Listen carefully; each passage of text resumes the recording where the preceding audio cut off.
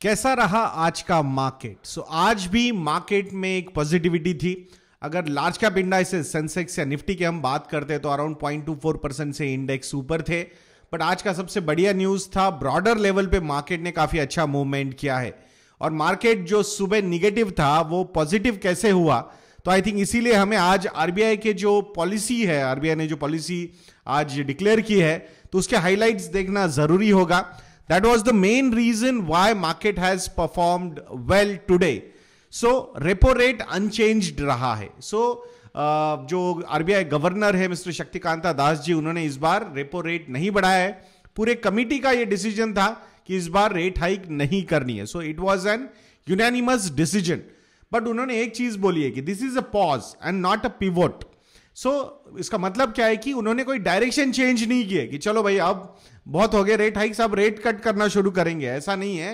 वो बोले अभी भी जो स्टांस है वो कंप्लीटली विड्रॉल का ही स्टांस है, मॉनेटरी पॉलिसी मतलब withdrawal of monetary policy accommodation का ही वो स्टांस अभी भी लेके चल रहे हैं।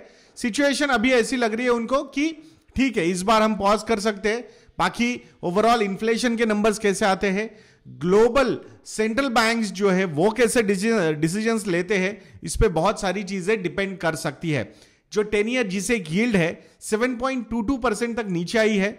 आज सुबह भी जब आज की ताजा खबर में हमने बात की थी, so at that point of time 10 year जिसे yield of India was trading at 7.27, तो वहां से ऑलमोस्ट 5 बेसिस पॉइंट्स नीचे गई है थैंक्स टू दी स्टेटस को मेंटेन्ड बाय आरबीआई। बाकी आरबीआई का यह भी कहना है कि जो 250 बेसिस पॉइंट्स का रेट हाइक उन्होंने मई 2022 से लेकर अब तक किए हैं, तो उसका जो ट्रांसमिशन है इट टेक्स टाइम। तो उसका जो इफेक्ट है to control the inflation, it's a laggard effect. वो लैग से होता है। I think that's why they this time they want to take a pause. I think जो 250 बेसिस पॉइंट का रेट हाइक है वो definitely it is working out well. That's why the inflation numbers are looking much better compare to the western world. और जो projections RBI ने दिए हैं for FY24, 5.2% के प्रोजेक्शंस है इन्फ्लेशन के लिए, रिटेल इन्फ्लेशन, सीपीआई इन्फ्लेशन की हम यहां पे बात कर रहे हैं। Which is under range of RBI 2% to 6%. And over the period it will go down, that's what the RBI is feeling now. Even GDP के बारे में भी उन्होंने प्रोजेक्शंस चेंज किए हैं। Earlier, the projections from RBI were 6.4% GDP for FY24, but now they have increased to 6.5%. So that's also a positive thing. Even inflation भी पहले उनका projections 5.3% का था, but now they are projecting 5.2%. So that is also a positive thing. और आज जैसे ही ये declare हुआ, डिसीजंस डिक्लेयर हुआ, आरबीआई की पॉलिसी के डिसीजंस बाहर आए, सो इमीडिएटली मार्केट ने पॉजिटिव रिएक्ट किया और दिन भर मार्केट पॉजिटिव में ही रहा।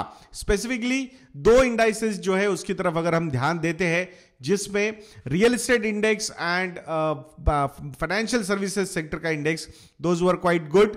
रियल एस्टेट इंडेक्स तो आई थिंक 2% से ऊपर, ज्यादा ऊपर गया था। ऑब्वियस है कि अगर रेपो रेट हाइक नहीं होगी तो लोन के इंटरेस्ट रेट्स नहीं बढ़ेंगे।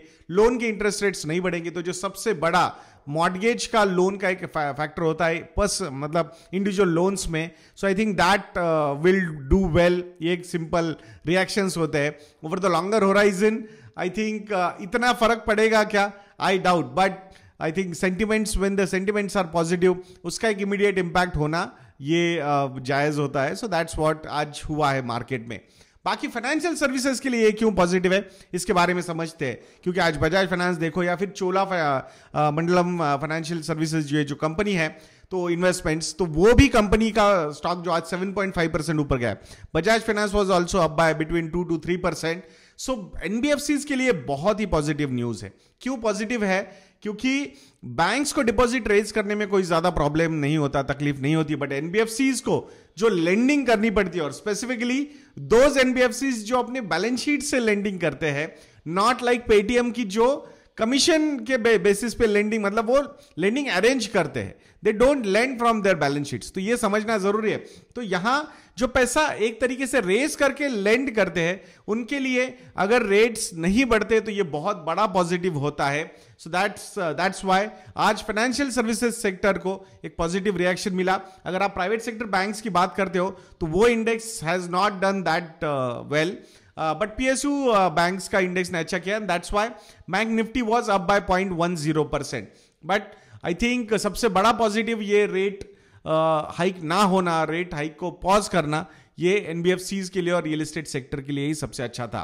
ब्रॉडर लेवल पे अगर हम बात करेंगे और ज्यादा मार्केट न्यूज के बारे में, तो IEX ये जो स्टॉक है वो भी आज ऑलमोस्ट 8-9% ऊपर गया है. उसके पीछे का रीजन क्या है?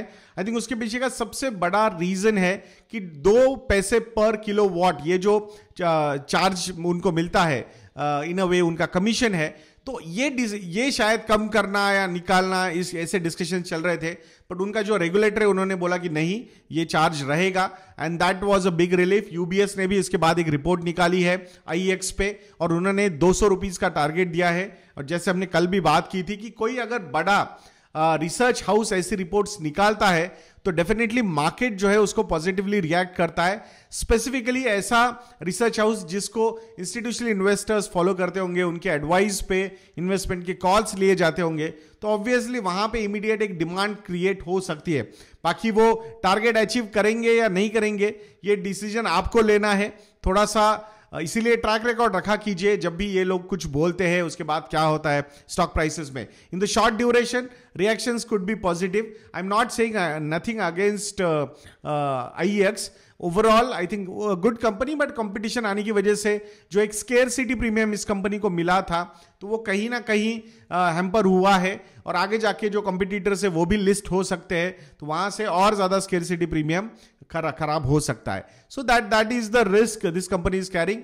बट ओवरऑल जो डिमांड है पावर सेक्टर में या पावर की, I think that demand will always be there. The production कहीं ज्यादा हो सकता है, कहीं डिमांड ज्यादा हो सकती है, तो ये डिमांड सप्लाई इक्वेशंस मैच करने के लिए ये जो एक्सचेंज है ये बहुत बढ़िया तरीके से अपना रोल प्ले आउट कर सकता है. तो ये भी समझना यहां पे जरूरी है. So overall worth watching this company, radar पे आपके ये कंपनी होनी चाहिए. बाकी डीमार्ट के स्टॉक में आज प्रेशर था. क्यों प्रेशर था? ईयर ऑन ईयर तो सेल्स बढ़े थे, 20% से बढ़े थे, but quarter on quarter fall हुआ था. सो ऑब्वियसली, बट मुझे ऐसा लगता है जो रिटेल, ऑर्गेनाइज रिटेल या रिटेल स्टोरी को क्वार्टर ऑन क्वार्टर देखना चाहिए. ऐसा नहीं कि मतलब देखना ही नहीं चाहिए, बट ईयर ऑन ईयर ज्यादा सेंस बनता है. साइक्लिकलिटी ईयर ऑन ईयर ज्यादा होती है क्वार्टर वाइज, सो वो भी समझना जरूरी है. The best part about last quarters performance of DMart was they have added 18 new stores. कितने? 18. After such a long time they have been aggressive in adding stores. So that's a really positive thing. So उसका impact एक 4 quarter के बाद अगर हम देखेंगे तो definitely it will have an impact on their revenue also. So I think ये जरूरी है कि presence is hardly at 324 stores. पूरा इंडिया अगर कवर करना है, I will not be surprise कि थाउजेंड्स ऑफ स्टोर्स रहेंगे डीमार्ट के. Do they have capacity to grow like that? Yes, they have capacity to grow like that, but उनका model जो है थोड़ा सा अलग है. मतलब खुद रियल एस्टेट खरीदते हैं और वहां पे स्टोर डालते हैं, तो ऑब्वियसली कैपिटल इन्वेस्टमेंट जो है वो थोड़ी सी हायर साइड पे है. बट क्या मैनेजमेंट वो नहीं कर सकता? ऐसा बिल्कुल नहीं है. Definitely management can do. बहुत स्ट्रांग प्रमोटर है. और अगर मैं बात कर रहा हूं, ये कभी पैसा रेज भी करना पड़े तो मुझे प्रॉब्लम लगता नहीं है कि अगर रेज भी करना है तो I think this company can comfortably raise money. तो वैसा क्रेडिबिलिटी जो है स्टॉक दलाल स्ट्रीट पे बहुत स्ट्रांग है इस कंपनी का. And that's why this is also one company which should be on your radar. DMart का एक डिटेल्ड एनालिसिस मैंने और अनुज ने किया है इसी चैनल पे, तो वो जरूर देखिएगा. मोर देन 30 मिनट्स का वीडियो है, बट काफी निटिग्रिटीज में जाके उसको समझाने की कोशिश हमने वहां पे की है. तो आशा करूंगा कि आप वो वीडियो जरूर देखोगे. और अगर आपको लगता है कि हम अच्छा काम करते हो तो हमारे रिसर्च प्रोडक्ट्स को सब्सक्राइब करना मत भूलेगा. And if you want any help in financial planning, wealth management, investment advisory, investment management, even investment execution also, will be more than happy to help you on that particular front. तो investindia.in को visit कीजिए. हमारे relationship cell के numbers हमारी website पे available है. आप हमें कॉल कर सकते हो या फिर ईमेल भी लिख सकते हो. Will be more than happy to help you on that front. तो ऐसे वीडियोस के लिए चैनल पे बने रहिए. वीडियो को लाइक करना, शेयर करना और चैनल को सब्सक्राइब करना बिल्कुल मत भूलना. नेक्स्ट वीडियो में मिलते हैं. जय हिंद.